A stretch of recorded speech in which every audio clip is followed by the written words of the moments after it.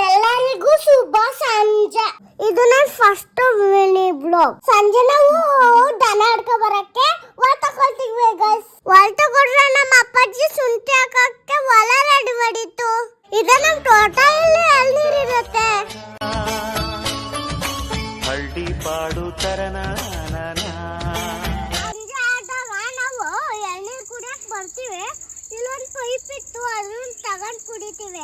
ದಿನ ಇಲ್ಲ ದನ ಕಟ್ಟಾಕದ್ ಗೈಸ್. ಯಾವಾಗ್ಲೂ ನಮ್ಮ ಅಪ್ಪಾಜಿ ನಮ್ಮ ಅಮ್ಮ ಬರ್ತಿದ್ರು. ಇವತ್ತು ನಾನು ನಮ್ಮ ಅಕ್ಕ ಬಂದಿದ್ದೀನಿ. ಇಲ್ಲಿಗೆ ಫಸ್ಟ್ ಬಂದ್ರೆ ಎಳ್ನೀರ ಕುಡಿಯೋದು. ಎಳ್ನೀರು ಕುಡ್ದು ದನ ಹಿಡ್ಕೊಳಕ್ ಹೋದ್ರೆ ಇರ್ಬೇಕನ್ಸಿತ್ತು. ಆದ್ರೂ ನಾನೇ ಗೂಟ ಬಿಚ್ಕೊಂಡು ದನ ಹಿಡ್ಕೊಂಡು ಹೋಗ್ತಿದ್ದೀನಿ ಗೈಸ್.